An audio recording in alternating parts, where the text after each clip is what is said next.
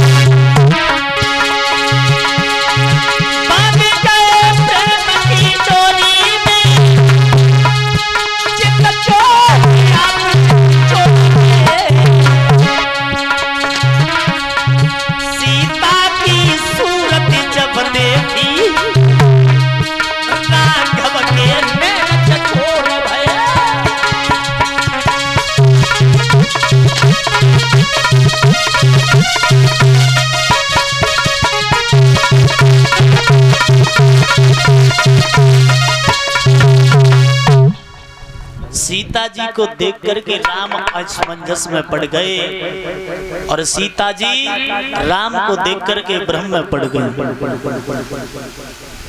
देखती रही। लक्ष्मण कहने लगे भैया कहाँ खो गए हो? गुरुजी ने पुष्प मंगाए हैं।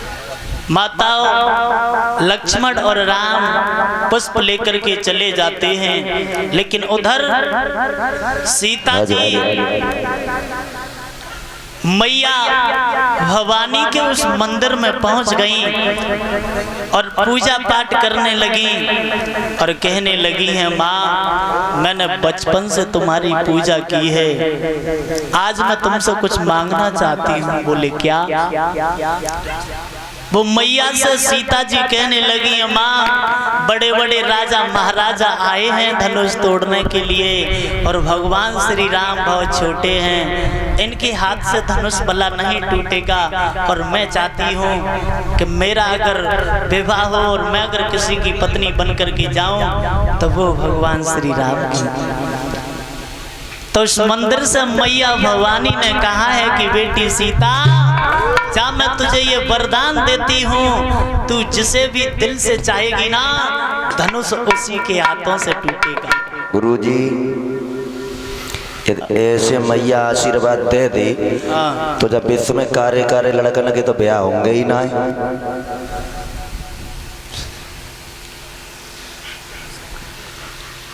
तुझे नहीं मालूम है? कहते हैं ना चाहे कोई माताओं कितना भी जोर और जबरदस्ती करे, लेकिन कहते हैं ना कि जाके जहाँ जो बदे होता है वही जाता है। झूठ बोलता हो तुम। क्यों? आज तक जलला को मवाओ न बहु कतई। अभी समय नहीं आया है। हमें तो लगते जी नहीं जाएंगे।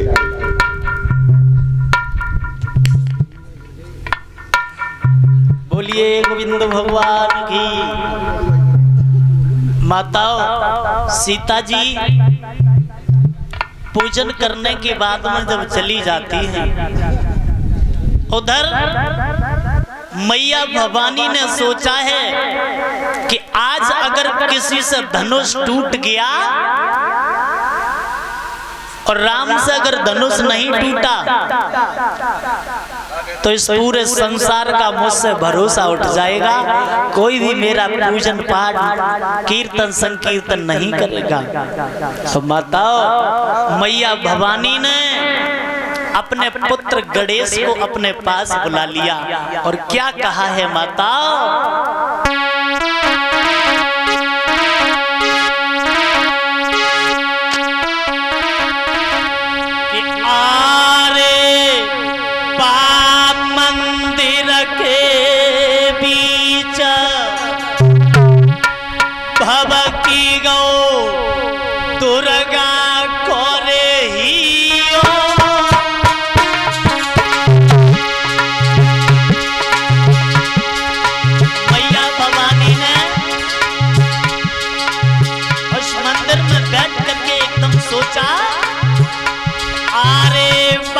मंदिर के बीच भव की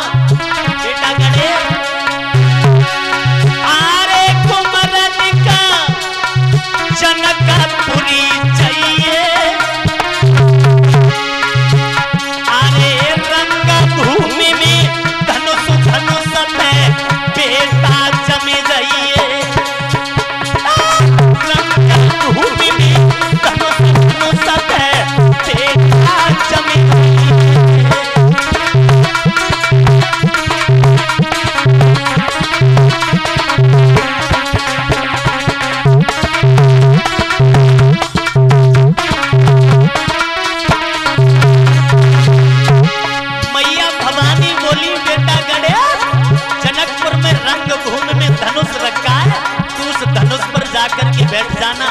और एक बात और सुन, आरे रूप कोई देखे नाए पावे, आरे रूप कोई